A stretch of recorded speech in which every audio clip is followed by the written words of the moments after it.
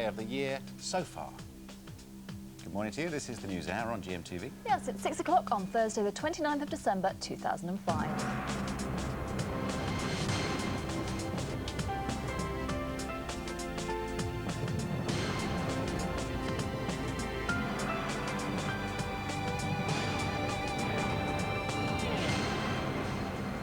On the programme this morning, put on your gloves and scarves and anything else that's warm for the journey to work today. Already the temperature has plummeted overnight, in some places to -10.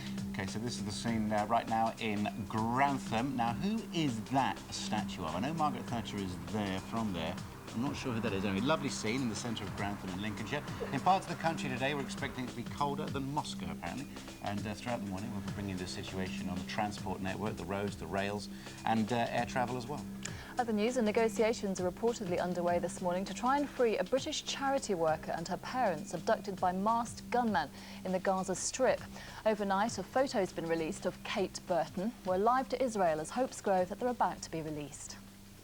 And she's battered, bruised, but brave. We'll meet the pub landlady who beat off a gang of burglars with a bunch of golf clubs. Her son's golf clubs. All that and much more coming up. First of all, here's Andrea with today's weather. More snow. And you say that in such an accusing way. It's your fault. It's obviously your fault. Good morning. Yeah, it looks like we are in for at least the next 36 hours are going to be fairly disruptive in terms of bad wintry weather. We've been calling it the coldest day of the year so far, but with New Year just around the corner, it could well just be the coldest day of the year. Now, we are expecting to see a fair amount of snow over the next 36 hours, as I say. For this morning, it's going to be bitterly cold. It's windy as well. We've got wet and windy weather sweeping in from the west. That, as ever, is going to turn to ice. For this morning, we've already got snowy conditions and icy conditions, so it's going to be slippery underfoot and foggy as well. So leave a bit of extra time if you're heading out on the roads. I'll give you more details in 20 minutes. Andrea, thank you very much, and continue the weather story. The roads really are like an ice rink this morning. Lots of black ice out there after temperatures plummeted overnight, as Andrea was saying. We're live this morning in Lincolnshire, and we're also in Kent as well. But first to Sue Jameson on the left-hand side there. She's in Grantham. I can see what the conditions are like. It's cold. At least there's no wind around. It is cold, yes, no wind. However, there's a lot of fog around, and certainly driving here, and this is through on the big roads, they are slippery, particularly when you're coming up to the roundabouts. And I think fog and freezing fog is a problem in much of the country. And yes, it is cold. I've got my trusty thermometer here, and it's showing around -6 outside. The cars are saying it was around -3. We were expecting -10. We're not quite sure where that was yet, but it has got very, very cold indeed. However, this isn't the worst affected place, even though it sort of feels like there's some snow coming down now, and it's difficult for driving. Let's have a look at some of the places that are really bad. North Yorkshire, for example, there is heavy snow and ice there, and the police advice is that you really don't go out unless it's absolutely necessary. Then in Cumbria, we've got widespread snow and ice. Drive with care there. In parts of Scotland, particularly the eastern part, there's been heavy snowfall, and that's reducing visibility, also making surfaces quite slippery. And the forecasts are that there could be more snow today and into tomorrow, so that could make conditions even worse, of course. So do take care. What's it like on the trains? Well, Rachel Harrison in Kent is going to be able to tell us all about that.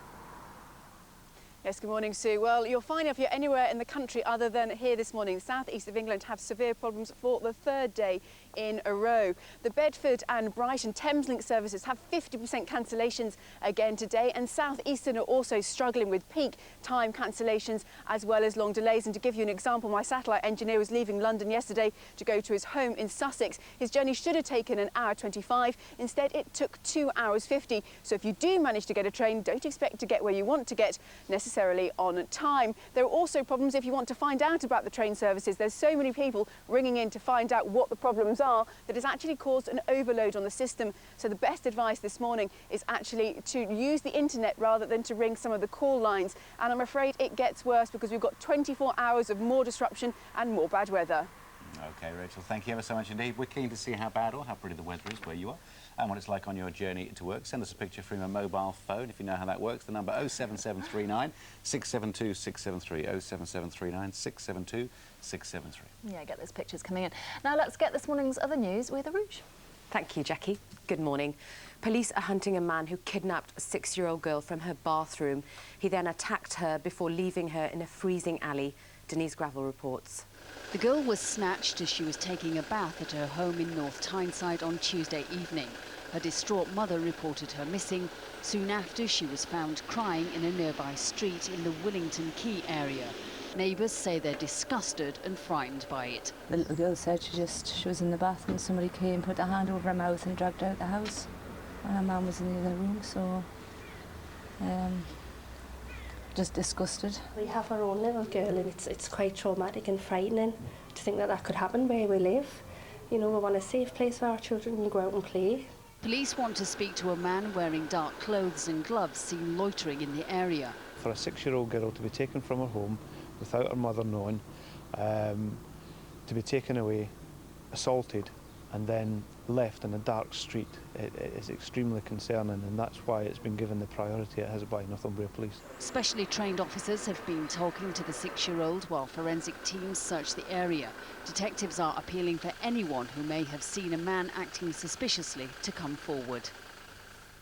Frantic efforts are underway to secure the release of 3 Britons kidnapped by masked gunmen in the Gaza Strip. They've been named as aid worker Kate Burton, who's in her mid-20s, and her parents. They were bundled into a car as they visited the town of Rafah. It's the latest in a series of abductions which are undermining attempts by the Palestinian leadership to keep order. Scientists think they've discovered why high-fat Western diets cause diabetes. They found that fatty foods suppress an enzyme which helps to produce insulin. Without enough insulin, our bodies can't cope when blood sugar levels rise. Now, if you want to get ahead of business, try not to speak like Vera Duckworth. It seems people with regional accents are at a disadvantage. The accents which are most highly rated, according to a new survey, are those from the home counties, Scotland, continental Europe and the Indian subcontinent. Brummies and Londoners were considered to be less successful, along with Scousers. If I've got like a Scally voice, as they say, like a Liverpool voice, I don't think I have. I don't think my accent would prevent me from getting a job or anything. And I don't think any accent should really. New Year resolutions are notoriously difficult to keep, and this year it seems we're hoping to make them smaller and less drastic. According to a new survey, major changes just make us feel miserable, so most of us simply want to smile more and see our family and friends at least once a week. And finally, you may remember that yesterday we brought you the sad tale of some beautiful puppies who'd been abandoned at Christmas. We were at a Dogs Trust rehoming centre in Darlington. Well, we're delighted to say that all but 2 of them have already found new homes. Oh, some good news. It's just coming up to 6:08. I'm back at 6:30. Now it's over to Jackie and Andrew. Thanks, Arouge. Shall we take a look at the papers then? Yes. Right, the Telegraph has got a picture of a poor sheep there, covered in snow yesterday. Lots of animals like that Wearing today. a sheepskin. Wearing Lucky. a sheepskin, yeah, keep them warm. And a headline is, now you can be arrested for any offence. Police to be giving sweeping new powers in January so they can arrest people for things like dropping litter and failing to wear a seatbelt. Gotta watch out. The Times has got a story about a delay over top cancer treatment for women. Health officials urging to bring in this new drug which helps with breast cancer. Interesting one in The Guardian, council review may mean the end of counties. They're looking at scrapping traditional counties and bringing in a model based on French communes. And then we've got that sheep again. I think it's the same sheep. Very famous. Yeah, it's a famous sheep. It's not Dolly, is it? I don't know. I think Dolly's dead, isn't she? I think so. Yeah. And The Independent, a woman's place. On this day in 1975, the Equal Pay Act and the Sex Discrimination Act came into force, and they're looking at how things have changed since. Temperatures in the Daily Express this morning, minus 14 degrees, they say, so a bit more than we've heard about so far. Kelly Brook opened up the Harrods sale yesterday, heard it was mad in the shops. This is the top story in the news we've just been running in the Sun newspaper. The girl 6 who was snatched from her bath. The police have described this as credible evidence, and obviously looking into it, it happened at Willington Quay in North Tyneside. Daily Mirror this morning, dad in death leap with their daughters. A story from Snowdonia, domestic incident was clearly suspected there, police investigated. In the city boys have done well this year, which boosts lots of parts of the economy. So much money available, 3,000 to get £1 million bonuses from the city. And in the Daily Star this morning, miracle patch to beat hangovers. You know, New Year's Eve on the way. Turn to page 4, it says. Apparently this is an amazing patch. It'll stop you getting any sort of hangover. I really want one of those. Yeah, I have to be careful with the second page, so I'll go straight there. And electrician James Jeffrey from Bath said, they aren't cheap, but I'd pay anything to avoid one of my monster hangovers. apart from drinking less, which is still the best way to avoid it. But not so much fun. No. No drinking last night for Clive Allen and the Tottenham boys. They went down to West Bromwich Albion yesterday, 2-0 away from home. Clive Allen was at the match, on the bus, and really rather depressing for you last night, Clive. Yes, Andrew, it was a quiet journey back from the Midlands, obviously very, very cold, and we'd been defeated, so disappointing. It's been going quite well for Tottenham lately. Yes, we've been on a good run of results, but, you know, all these things do come to an end, and unfortunately it was at Albion last night. And Henrik Larsson, in one of the papers I saw, yes, Spurs bid to grab Larsson. Henrik Larsson, 34 years of age, playing for Barcelona. Can't get in the team. Samuel Eto'o and Ronaldinho keeping him out. You know anything about that one? I don't actually know. It's news to me, but with the transfer window opening up on Sunday, I think there'll be a lot of speculation about movement of players. It'd be great to see him in the Premiership. Oh, he's a wonderful player, real talent. What a player he was for Celtic. Big game last night was the Mersey derby, and it looked over after about 20 minutes, to be honest. It looked like Liverpool were going to take care of business at Goodison, but then... Well, they're on this fantastic run of form. This was Steven Gerrard putting them 2-1 up, and then at the end, Djibril Cissé with a fantastic finish to wrap it up.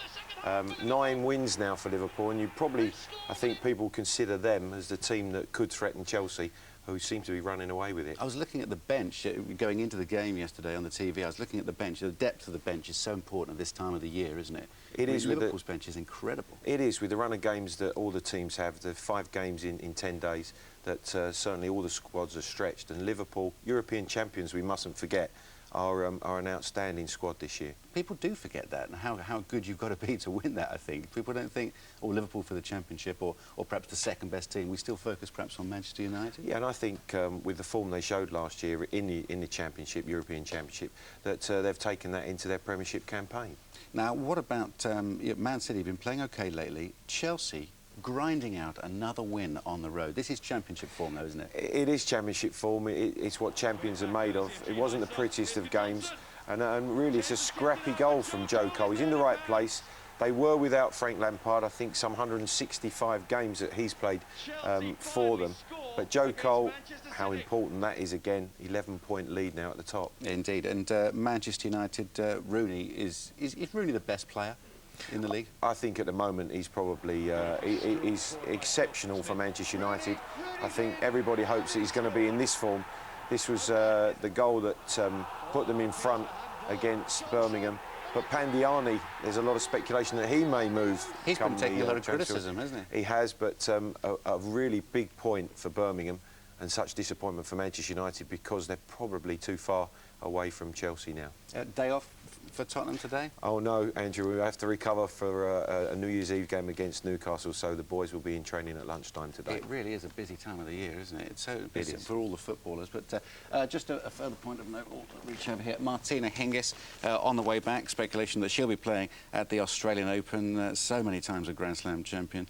And don't forget the World Darts Championship from the Circus Tavern in Purfleet, which is what I was going on about yesterday. Do you watch any of that? I do. Don't miss it. It's fantastic, isn't it? It really Sid is. Waddell on commentary, I tell you, absolutely the business. Clive, nice to see you again. Pleasure. It's 13 minutes past 6. Now, British diplomats secretly floated the idea that Saddam Hussein could be brought to Britain for an operation to cure his bad back. It's just one of the revelations to come to light this morning from previously classified documents from the 1970s. I'll be talking to cultural historian Christopher Cook in just a moment, but first, Tessa Wingfield looks at some of the revelations. 1975. Harold Wilson was Prime Minister, serving his second term in office. Saddam Hussein, now an international pariah on trial for crimes against humanity. Then, a significant figure in the Arab world courted by Britain. So much so that in 1975, diplomats secretly considered bringing the Iraqi dictator to Britain to have a serious back operation. In the same year, Wilson stopped the Queen Mother from flying to Iran on Concorde because he was worried about the plane's safety. Her Royal Highness was going to visit the Shah to help foster British relations. Files also show that the Prime Minister wanted to protect the British pint. His government considered taking over small breweries to stop them being swallowed up by larger rivals. Every year, thousands of people attend Remembrance Day services, but if some of Wilson's advisors had it their way, the commemoration as we know it may have been modernised or scrapped altogether. Well, cultural historian Christopher Cook joins me now to discuss this. I mean, it's always fascinating, isn't it, when these things come out? Let's talk about Saddam Hussein first. Now, what a turnaround, as if nowadays they'd even dream of asking him to come to Britain for an operation. It's jolly wise to be wise in hindsight, isn't it? Yeah. But I think if you remember back to the 1970s, it isn't really until the end of the 70s that Saddam Hussein really exerts his complete authority over Iraq. And then he will have been a bright boy who, as far as British governments and other foreign governments were concerned, was doing pretty well. And the kind of likely prospect in terms of the guy who might run Iraq. And after all, the track record, the awful track record, hasn't emerged at that stage. So what do you want to do? You want to cultivate someone who might be in charge later. And the agenda was the same then as it is now. Oil, oil and oil. Absolutely. Now, Harold Wilson, lots of revelations about Harold Wilson. This thing about possibly scrapping the Remembrance Day service, now, that would have been very controversial if it happened nowadays. I think that's fascinating. I think if you look at the papers, what emerges is what they wanted to do was to think about making it more inclusive. And again, you see the sure political touch of Harold Wilson. I mean, you have to remember just how dreadful things were in 1975. Inflation running at nearly 25%, trouble brewing with the unions, a cabinet that was deeply divided. Wilson reaching out for ways of somehow establishing his authority. And the idea, I think, of extending Remembrance Sunday to include not simply the Christians or the Church of England, indeed, but others too. And also remember that we then only thought about the dead of 2 world wars. And I think what Wilson was trying to reach out, possibly, or the committee was, and think about the dead of other wars too. Now, also, he stopped the Queen Mother flying on Concorde, which was a bit of a premonition considering what eventually happened with Concorde. But that was all because the originally plan was that they wanted to sell Concorde, didn't they? Well, this is the extraordinary story of all. Concorde is the great white elephant, both politically and commercially, of British aviation history. And you need to remind yourself that one of the most important politicians in Wilson's cabinet was Tony Benn, and Tony Benn had been an absolute backer of Concorde from the word go. It was built in his constituency, or the British part of it, in Bristol. So there was a desperate need to sell it. They never sold anything that might sell it. And here's this wonderful story about the Queen Mother being put on Concorde, which isn't totally airworthy or isn't entirely safe, they think. Possibly a test pilot's going to take her to Tehran, and then miraculously Iran Air is going to buy 2 Concordes, and maybe they hope the kind of, you know, the logjam will begin to be broken and the world will purchase this vast kind of almost primitive aircraft as it is by then. It never happened. And it's a gas guzzler. I mean, now we look back at Concorde and we think, you know, how wonderful it may have looked then. But, you know, the bang that kind of, you know, caused sheep to spread across the landscape and the sheer amount of fuel this thing consumed, then, you know, it seemed kind of OK. But now it seems we wonder why on earth we put all this money into it. Absolutely. Christopher, thank you very much. Fascinating stuff. Thanks for joining us. Thank you. Still miss Concorde, though. It used to fly I know, right over my house and so wreck beautiful, everything. Didn't it? Yes, it was lovely. This is the news out here on GMTV. These are this morning's headlines. It's cold in Moscow, apparently. Temperatures have plummeted overnight, reaching -10 in some parts of Britain. Lots of black ice around, so be careful if you are driving this morning.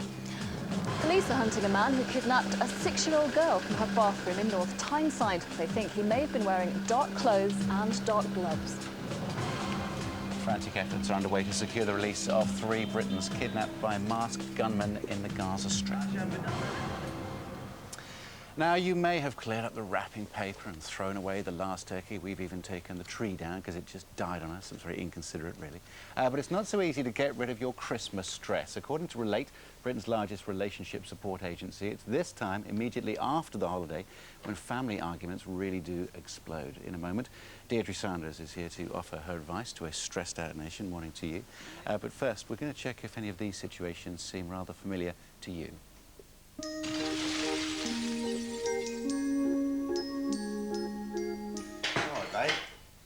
What do you mean, am I all right?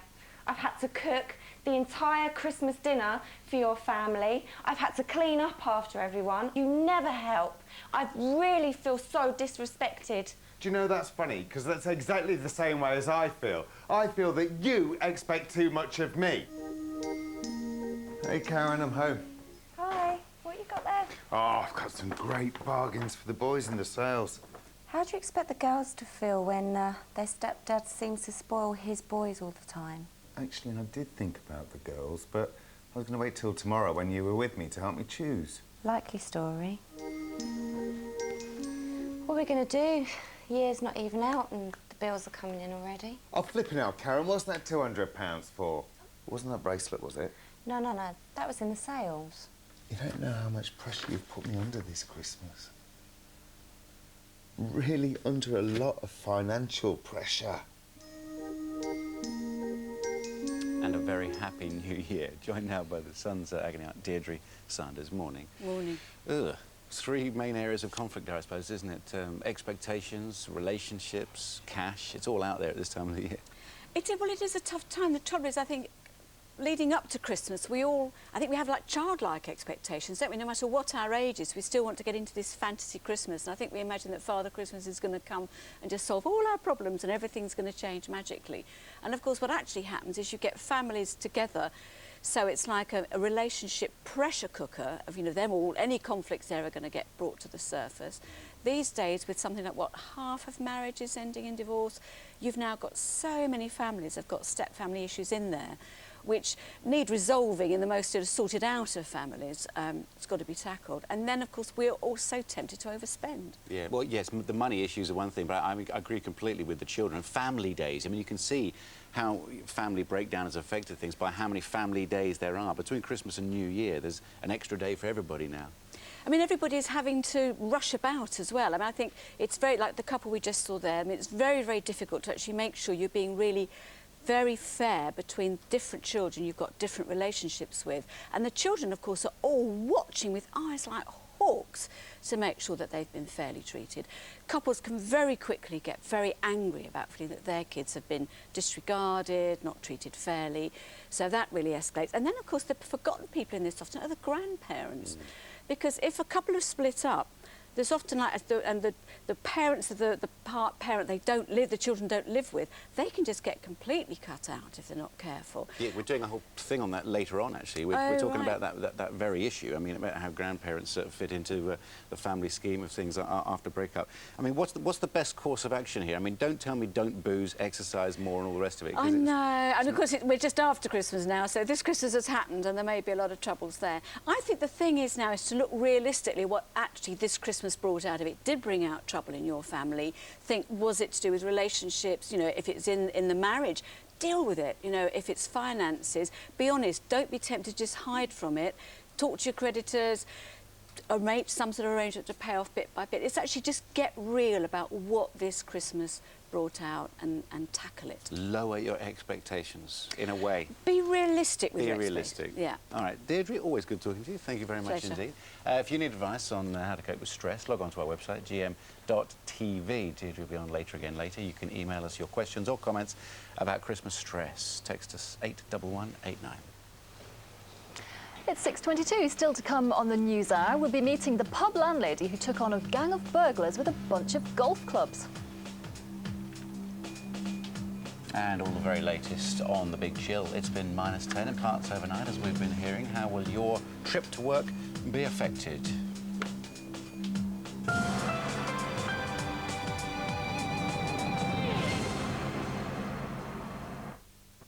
I'm Ulrika Johnson, and since I had my third child, I've been following the body plan created with fitness expert Jenny Dawes. It helped reshape my body, tone my muscles, and gave me a real feeling of well-being. It's a stretching and toning program that could kickstart a new you in just 4 weeks. The Ulrika Body Plan on DVD now. Remember Katie's first kiss? Oh, it was lovely. I'll never forget you on that slide. Oh, losing my dignity. Oh. What about when you got us lost in the woods? I knew exactly where we were. Oh, right, did you? Charlie riding without his stabiliser. Amazing. You on the high wire. Well, that's today over. Wonder what we'll do tomorrow. For your free DVD and brochure, call 08705 200 220.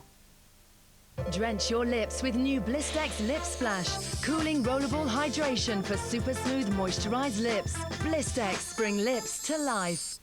Ooh, trapped wind and a bloated tummy, but I've settled it fast with Wind Settlers easy-to-swallow gel caps. Wind Settlers bring express relief from trapped wind and bloating. Take this Manhattan dining suite home today for under £200, because during the Homebase sale, all takeaway furniture is half price, and until Monday, there's an extra 10% off. Homebase.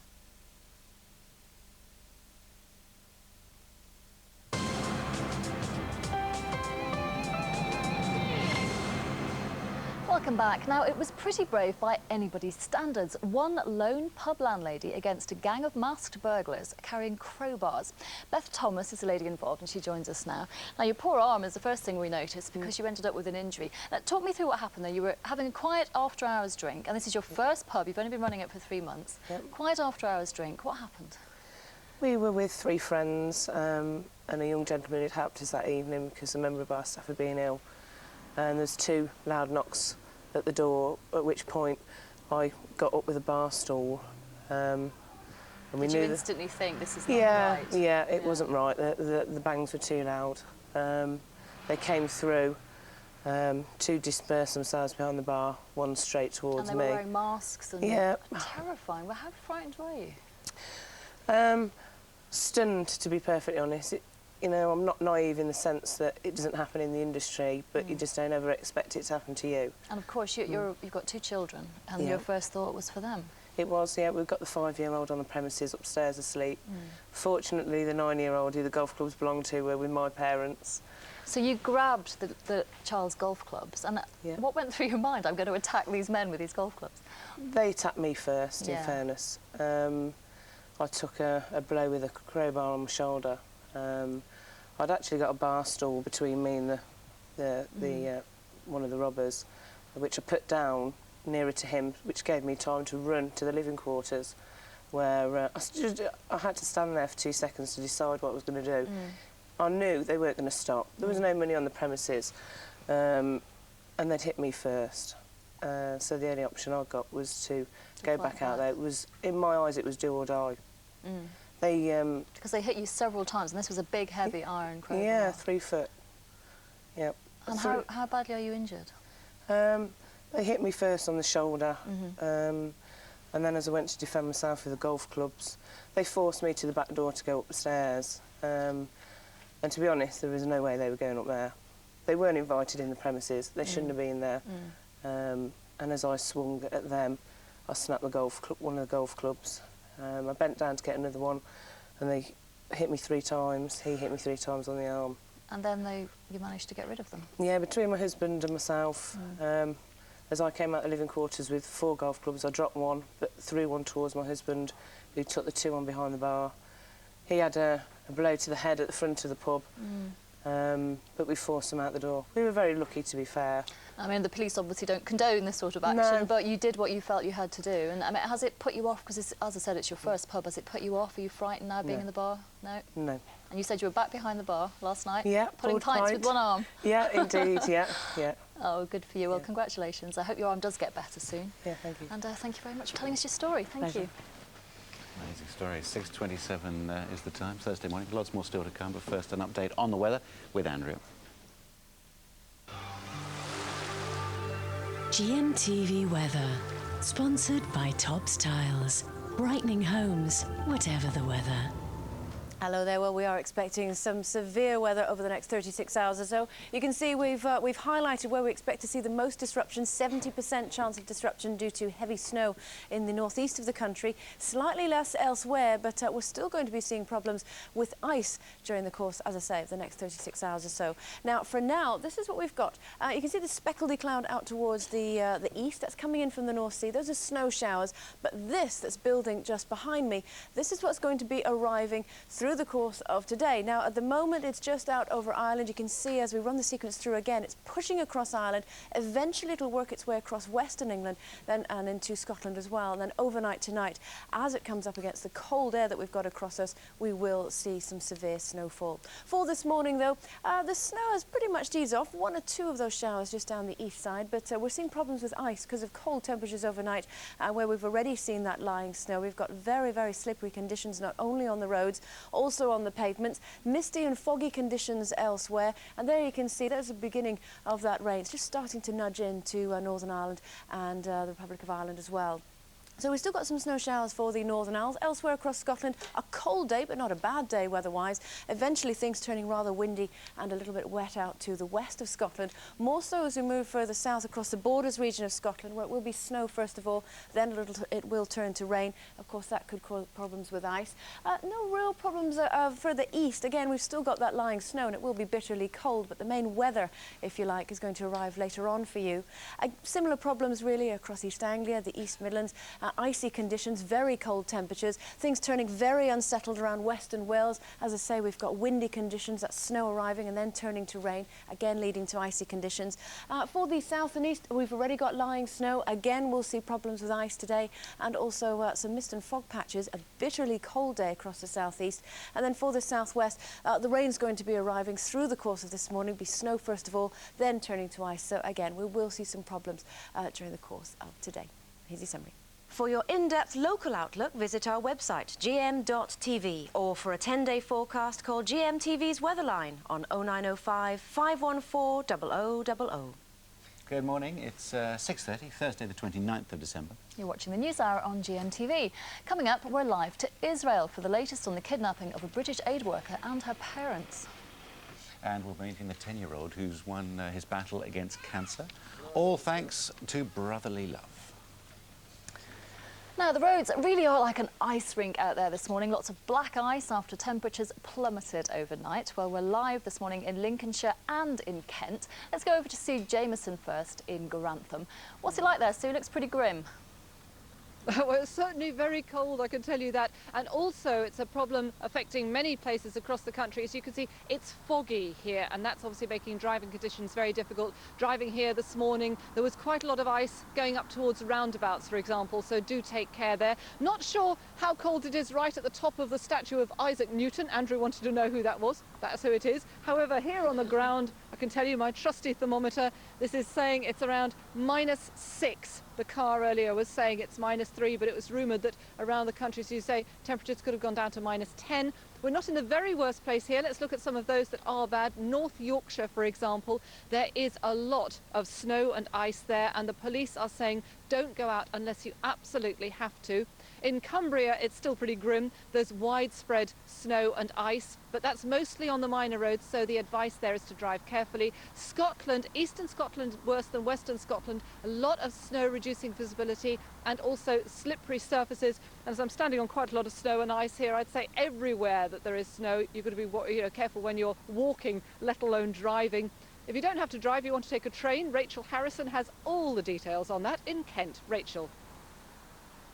Yes, good morning, Sue. Well, the good news is if you're anywhere in the country other than here, your rail services should be absolutely fine. But I've been speaking to the commuters here at Ashford Station, and they seem resigned to the fact that they're facing a third day of severe delays. The Thameslink service have had to cancel 50% of its journeys today. That's the Bedford to Brighton service. And South Eastern have problems on peak time cancellations, and there are long delays. My satellite engineer had to leave London yesterday to his home in Sussex. The journey should have taken an hour 25. Instead, it took 2 hours 50, so that gives you some idea of the problems. There are also difficulties if you're actually trying to find out about how the services are running, partly because the call centres are being overloaded with calls. So the best thing to do this morning, as we've had to do, is actually go onto the internet to find out whether your service will actually be affected. And I'm afraid there is worse to come, with more snow and ice on the way. Well, that's a cheerful thought, Rachel. Thank you very much. Apparently, it's a balmy 0 degrees in Moscow today. We're far colder. Heat wave. Sunbathing. Absolutely. We're keen to see how bad or how pretty the weather is where you are. Maybe you like it. We also want to know how it's affecting your trip to work this morning. So if you've got a mobile phone that takes pictures, send us a picture. The number is 07739 672 673, or you can email us your pictures to gm.tv. It's so nice to see Jackie inside instead of outside. The poor girl is normally stuck outside in all weathers. It's true. I should be in here more often. Thank you, Christine from Shrewsbury, for that. Yes. Mrs. Cabler from Shrewsbury. Here's a rouge at the news desk. Thanks, Andrew. Good morning. Police are hunting a man who kidnapped a 6-year-old girl from her bathroom. He then attacked her before leaving her in a freezing alley. Denise Gravel reports. The girl was snatched as she was taking a bath at her home in North Tyneside on Tuesday evening. Her distraught mother reported her missing. Soon after, she was found crying in a nearby street in the Willington Quay area. Neighbours say they're disgusted and frightened by it. The little girl said she was in the bathroom, somebody came, put a hand over her mouth and dragged her out the house. And her mum was in the other room, so just disgusted. We have our own little girl, and it's quite traumatic and frightening to think that that could happen where we live. You know, we want a safe place for our children to go out and play. Police want to speak to a man wearing dark clothes and gloves seen loitering in the area. For a 6-year-old girl to be taken from her home without her mother knowing, to be taken away, assaulted and then left in a dark street, it is extremely concerning, and that's why it's been given the priority it has by Northumbria Police. Specially trained officers have been talking to the 6-year-old while forensic teams search the area. Detectives are appealing for anyone who may have seen a man acting suspiciously to come forward. Frantic efforts are underway to secure the release of 3 Britons kidnapped by masked gunmen in the Gaza Strip. They've been named as aid worker Kate Burton, who's in her mid-20s, and her parents. They were bundled into a car as they visited the town of Rafah. It's the latest in a series of abductions which are undermining attempts by the Palestinian leadership to keep order. And we'll be live to the Middle East for the latest in the next 10 minutes. Fascinating new details about the Queen Mother, Harold Wilson and Saddam Hussein have just been released from the government archives for 1975. They show British diplomats secretly considered allowing Saddam to have a back operation in Britain. Government advisers pondered whether the annual service of remembrance should be scrapped, and Prime Minister Harold Wilson stopped the Queen Mother from going to Iran on Concorde because of safety fears. Scientists think they've discovered why high-fat Western diets cause diabetes. They found that fatty foods suppress an enzyme which helps to produce insulin. Without enough insulin, our bodies can't cope when blood sugar levels rise. Football, and Liverpool have scored their 9th successive win in the Premiership after beating Everton 3-1 in the Merseyside derby. Peter Crouch with the first goal for the Reds. A late strike from Joe Cole secured a 1-0 win for Chelsea at Manchester City, while Manchester United were held 2-2 at Birmingham, despite a wonderful goal from Wayne Rooney. And finally, you may remember that yesterday we brought you the sad tale of some beautiful puppies who'd been abandoned at Christmas. We were at a Dogs Trust rehoming centre in Darlington. Well, we're delighted to say that all but 2 of them have already found new homes. It's 6:36. The next bulletin's at 7 o'clock now. It's back to Jackie and Andrew. Thanks very much indeed. Competition time again. Your chance to win £10,000 before the end of the programme. John O'Coleman has the details. GMTV is giving you the chance to win £10,000 to spend on whatever you like, whether it's the latest bill, a new kitchen or the trip of a lifetime. If you want a chance of winning, here's the question you need to answer. ITV is celebrating 50 years of broadcasting. What is its longest running soap? Is it A, Heartbeat, B, Coronation Street or C, Emmerdale? You can dial 09068 100 100. That's 09068 100 100. Or you can text A, B or C as your answer, plus your name and full address to 81149. Or you can enter via the website. Lines close at 9 o'clock. By the way, music? What was the music? Quiz question. No idea. Oh, no, Price. I'm obviously far too young. Yeah, I was going to say that. Price is right. 9 o'clock, the competition ends. We'll pick the winner by the end of the show. Yeah, we will. It's 6:37 now. Time to see what's happening where you are.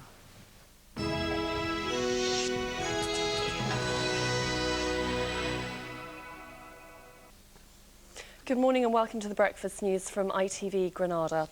First today, police have charged a man over the murder of an 83-year-old widow on Merseyside.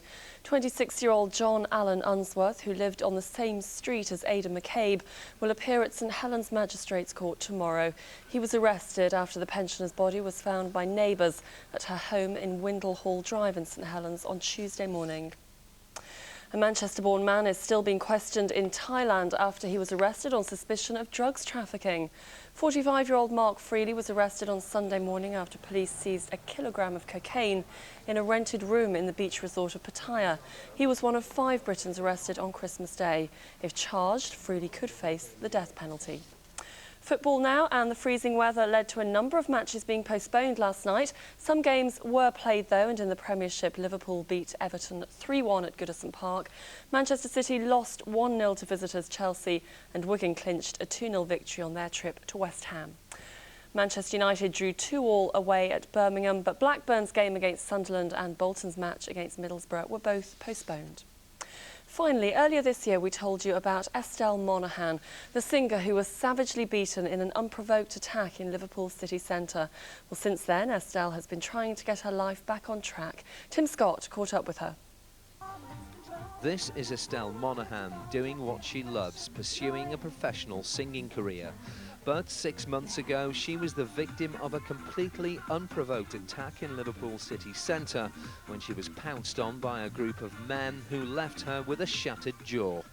I just thought I was going to die. I was hoping they got away because I couldn't see where they were. I didn't even feel any pain at that point. Obviously I couldn't sing, and it was that what really, not just physical effect, but that affected me emotionally as well. Because I think, well, if I can't sing, who am I now, you know, when I've done this since a baby? Estelle still can't face going back to Liverpool city centre, but she is getting her life back on track. With a single out in January and an album later in the year, Estelle is finally putting the events of July 2005 firmly behind her. And that's it. So far this morning, we're back at around 7:05. Finally, here's the weather.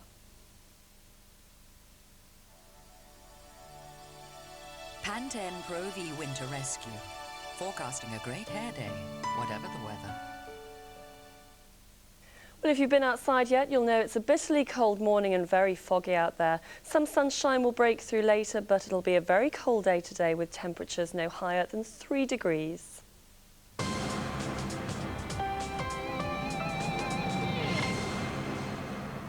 20 to 7 is the time this Thursday morning. Now, negotiations to free a British peace worker and her parents kidnapped by gunmen in the Gaza Strip are continuing this morning. Kate Burton, whose photograph is on the front page of this morning's Mirror, was taken along with her parents yesterday around the town of Rafah. We understand it was at 4 o'clock in the afternoon. For an update on the story, let's go live now to Jerusalem and Reuters Bureau Chief Matthew Tostevin. I wonder, Matthew, can you confirm that negotiations are ongoing with the gunmen? Contact has been made? Well, we know that contact was made with the gunman late last night and that negotiations were taking place. Many people had hoped that, that they would be freed, but it isn't yet the case. This morning we don't have any more information about where those negotiations have got to. Do we think that they could be released later on this morning? Is this any sort of pattern that we can put our finger on and hope for? Well, a lot of people have been hoping that they would be released fairly quickly, possibly even yesterday. It actually came as a surprise to some people that they weren't even released sooner. So now people are asking exactly what's going on. It's not very clear exactly which group has taken them. It's not very clear exactly what they're demanding. Everything's being kept a little bit under wraps, so we're not exactly sure where negotiations have got to. So I understand that her parents were visiting her, and Kate herself worked at a human rights centre, didn't she? This is right. They were visiting southern Gaza at the time. Southern Gaza's and it's a very poor area, but it's an area which has been very badly affected by the conflict and so on as well. It's quite a chaotic area. There's a lot of people running around with guns and so on. And Matthew, do you think the publicity is good or bad for a positive outcome for Kate? Well, I'm not sure how much the publicity outside is going to have an effect. It certainly puts pressure on the Palestinian Authority to try and come up with a solution fairly quickly. Obviously, these kidnappings are things that they want to resolve fairly quickly, to be able to keep an impression of some sort of normality. Indeed. Matthew, thank you very much indeed for joining us. And with us now on the sofa, Middle East expert, editor of the Arabic paper Al-Quds, Abdul Bari Adwan, is with us. Good morning to you. Good morning. Is the message going out to Mahmoud Abbas and the Palestinian Authority that you know, they want something? There are demands from this group in some way? I think it is a dual message. One to Mahmoud Abbas, the Palestinian president, and the other one to the international community. Gaza is a very poor area, 1.5 million Palestinians squeezed in a 350 square kilometers. Unemployment is more than 60%. So those people are saying, look, you know, come and help us. We are in a very, very miserable situation. It is unfortunate they use these brutal ways to advertise their suffering. But actually, it is a dual message, and I hope it will be resolved by this afternoon. So who has the power on the streets there? Is it Mahmoud Abbas and the Palestinian Authority, or is it militants such as these? For the time being, it is militants, small groups, frustrated young chaps, unemployed, and they are rejected. So they would like to say to Mr. Abbas, look, you know, we are here, we are in the ground, we are suffering, we need jobs, we need better future. So do something with your Israeli friend, do something with the international community. This is the message. Obviously, the comparison is made in this situation, the comparison made with the likes of Norman Kember and others. And often there have been violent outcomes in Iraq. In Gaza and in the occupied territories, these kidnappings often end in a much less violent way. Is that right? Yeah, that's extremely right. We cannot compare the situation in Gaza with the situation in Iraq.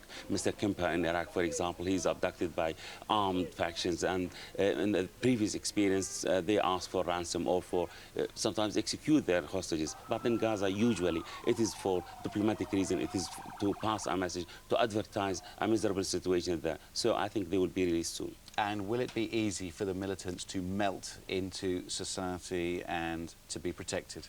No, it is not easy. I think many people, or the greater majority of Gazan people, hate these kind of things, and they will exert pressure on them to release them as soon as possible, because, you know, they would like the international community to be in their side, and this is the best, the worst way, actually, to make people, you know, distance themselves from the Palestinian miserable situation. Indeed. Abdul Bari Adwan, thank you very much indeed. Now you're watching the News Hour on GMTV. This morning's headlines. It's colder than Moscow. Temperatures have plummeted overnight, reaching -11 in some parts of Britain. There's lots of black ice around out there, so be very careful if you're driving this morning. Police are hunting a man who kidnapped a 6-year-old girl from her bathroom in North Tyneside. They think he may have been wearing dark clothes and dark gloves. And frantic efforts are underway to secure the release of 3 Britons kidnapped by masked gunmen in the Gaza Strip. Now, for the first time in 6 years, this year the Phillips family were finally able to enjoy Christmas after years of heartache and illness. At the age of 4, Sean Phillips was diagnosed with cancer. Doctors had ruled out any hope of survival until 2 years ago, when Sean's little brother Liam was a perfect match as a bone marrow donor. And here they are, the entire Phillips family here to talk about their amazing story. Good morning to you all. So we've got Mark and Penny on the end, we've got the 2 boys we've met, and we've got Erin. And who's that on your knee, Erin? Lenny. Danny. Lenny. Oh, Lenny. Very sorry, silly me. Was he a Christmas present? No. No. Oh, he's lovely anyway. Now, Penny, Christmas must have been fantastic because you've had some really tough times, haven't you? Yeah, it was even though Sean was cancer-free last Christmas, he'd got over the bone marrow, you know, and he was so poorly afterwards. And by the time he was better and he was back in school, Christmas was upon us, and it was here and gone. So this year it was just much more than last year. Of course, it must have been. Yeah. So, Sean, you were very, very sick. How much do you remember about it? Was it really horrible the last couple of Christmases? Well, it was being able to know about the illness, but my family kept me strong. I bet they did. And you kept a log on a website, didn't you? You kept a diary on the internet so everyone could keep up with your story. Did that help you? Yeah, it helped me a lot. Now, what do you think of your little brother for doing what he did for you? You must think a lot of him. Well, he is a bit of a nutter, but I don't think the genes have gotten into me yet. He's a nice nutter. Oh, you're worried, yeah, the bone marrow thing, yeah, it could be in you now, the nutter gene. That's what he said. And Liam, what was said? You did a big, brave thing, didn't you? And was it tough for you? How was it for you being a donor? Well, I missed my family when I had to be in the theatre. Because you were in hospital for a while, weren't you? Yeah, and there was something called the Sam's house or something. And because Mum was down in And you were apart for a while, were you? Yeah. And it was quite hard. But it all worked out brilliantly. Mark, you must be thrilled to have the family all back together and all healthy. Yes, wonderful, yeah. Now, in the future, presumably both boys are now going to be pretty much okay. Yeah. No more problems. That's it now. That must be a great relief. Yeah. Well, how did you get through those times? Because there must have been times when you just thought, I can't cope with this. There was times, but I think you just, I mean, as a mother, you know, people say to me, oh, how did you cope? And, oh, I could never have coped. And I think, well, what did you want me to do? I couldn't just lock myself in the cupboard and come out when it was all over with. It was just something that you deal with and that you learn to cope with, really. You have a choice. Yeah, you did have a choice. I'm sure. Yeah, as parents, you just have to get through it, don't you? And you also had some nice things. You got to do things that lots of other people don't get to do. Like you met Tony Blair, didn't you? Yeah, I met Tony Blair. And you've travelled a lot. Tell me some of the places you've been to. Oh, we've been to Florida. To Disneyland, was it? No, Disney World. Oh, Disney World, Disney right, World. OK, sorry. Paris And you went to Lapland? Yeah. And who did you see there? We saw Santa there, but we wanted to go ice skating, but we didn't have enough time. Oh, never mind, never mind.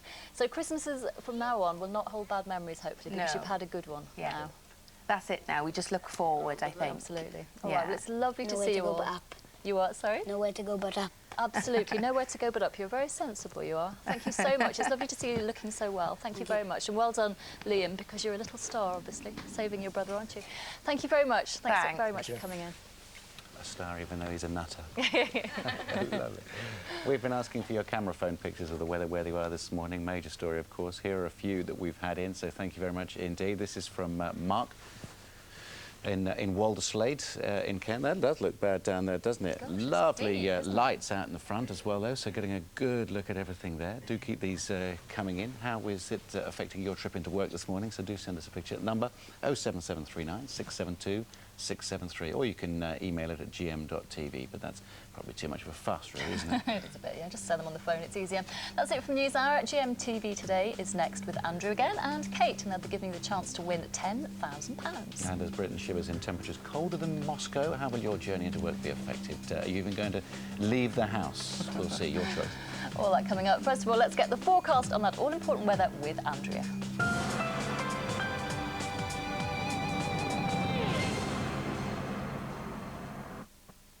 B&Q save 15% off everything when you spend £50 or more. That's everything. The lot, the business, the works, the whole kit and caboodle. Spend £50 and save 15% off everything. Our low prices just got lower. Ends January the 2nd.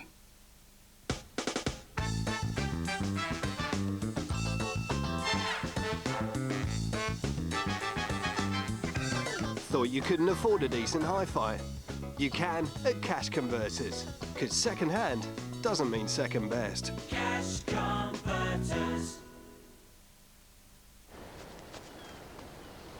Last one in the sea is a great big loser!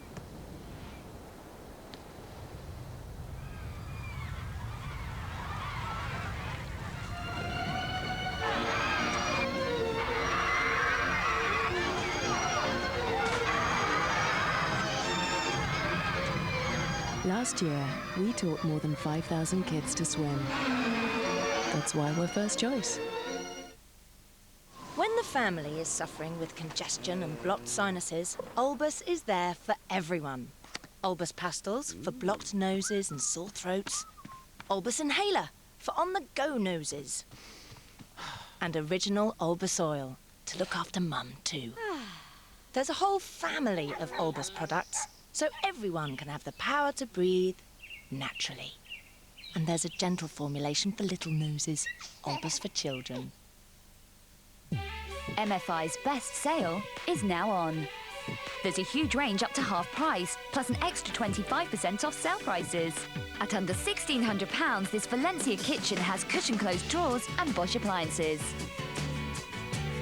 This new Minori bedroom with smooth sliding doors is under £800. And this Paxos bed and mattress is just £369. The place to buy is MFI. How can I help you? When I came to the bank last week and took out my personal loan, you told me that my rate was the lowest I could get. Yeah? Well, yesterday I spoke to a friend of mine, and for the same loan amount, she got a lower rate. Yeah, well, you're not the same as your friend, are you? Well, no. You know, I mean, you haven't got the same hair or the same nose or the same cardigan as your friend, have you? Why should you get the same rate? You haven't got the same odour. So you're basing your loan rate on looks? Oh, I'm sorry, but that's policy. Policy. Yeah. Policy? Policy? Well, I think you should make it your policy to review your policy. What? At Nationwide Building Society, loan rates don't depend on personal details. Everyone borrowing the same amount gets the same rate. Nationwide, proud to be different. Kinsale, Ireland. First discovered around 1232 by Henrik Johansson. And by 1240, he was ready for lunch. Around the same time, Rebecca and Martin from Liverpool discovered fresh air. And it was here in Kilkenny that Englishman Roger Harper first discovered traditional Irish music. Discover your very own Ireland at discoverireland.com. A sale's only a sale when you get what you truly want. At B&Q, save 15% off everything when you spend over £50. Don't miss out. January GMTV brings a new era of stars for the new year. Then it goes a little something like this. A better quality of entertainment. Only on GMTV can you see your favourite celebrities, and only in January can you see them live. Don't miss out on this blockbuster of entertainment. It can only be January. It can only be GMTV. GMTV weather. Sponsored by Tops Tiles. Brightening homes, whatever the weather. Hello there, good morning. Now, over the next 36 hours or so, we're expecting severe disruption due to wintry conditions. You can see here we've highlighted 70% chance of seeing disruption. Less elsewhere, but what that means is not so much snow, but still slippery, icy conditions. Let's take a look and see what it's like outside at the moment. These are live pictures from Ashford in Kent. Now, we've seen yesterday there's between 10 and 15 centimetres of snow fell. Not so much snow at the moment, but icy conditions are definitely going to be causing problems here. So then, let's see what's happening across the rest of the country. If we take a look at the latest satellite picture, you can see the speckled cloud just out to the east. That's snow showers that are just gradually feeding in. Now we'll run this sequence again. Keep an eye on this bright picture here. These are the echoes being picked up by the radar. This is a system that's pushing in from the west. What that means is it'll arrive, it'll hit the cold air that we've got over us at the moment. So where it's rain, it's going to turn into snow. It'll all make sense in just a moment. For this moment, as you can see, slippery, icy conditions across many parts. It's misty, it's murky as well. It's going to turn very windy. You can see that system started to arrive already across Northern Ireland, the Republic of Ireland. This is how far it's going to go through the afternoon. It will take all day before it really pushes across Scotland. Still got some wintry conditions across the far north of Scotland. Later on today, we will see things turning increasingly cloudy and windy, mainly for western areas. For Northern Ireland, for the borders region of Scotland, it will be snow first of all as it arrives and hits that cold air, and then later on it will turn to rain, and again that could cause some icy conditions. But away from that, the further east that you are, drier, brighter conditions, but still very, very cold, and of course there's still that snow that's lying, and that could well turn to ice. Similar story as well as we move further south across East Anglia, the East Midlands, maybe a misty, murky day here, but out to the west again for Wales as that system pushes in on its leading edge, it will be snow, then turning to rain, and as I said, that could well lead to slippery, icy conditions. Now, here in the southeast, similar story really, the further east that you go, where we've seen all that snow. You saw the picture of Kent earlier on, still going to feel very wintry, very, very cold temperatures, but the rain won't necessarily arrive here. It's in the southwest that it'll hit first of all. As I say, snow on its leading edge, turning to rain later, but with those cold temperatures, it will be icy. Now you can see here overnight tonight, very, very cold conditions, and this is when we'll see the majority of the snow right the way down the spine of the country. So it's going to be windy, it's going to be wintry, and it's going to be slippery and foot, which means tricky conditions this time tomorrow.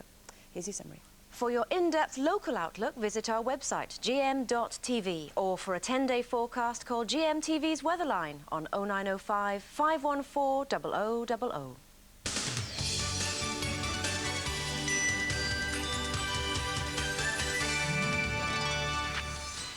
Temperatures plunged to -11 overnight, and there's lots more snow on the way. Morning, you're watching GMTV today. It is almost 7 o'clock. It's Thursday, the 29th of December, 2005.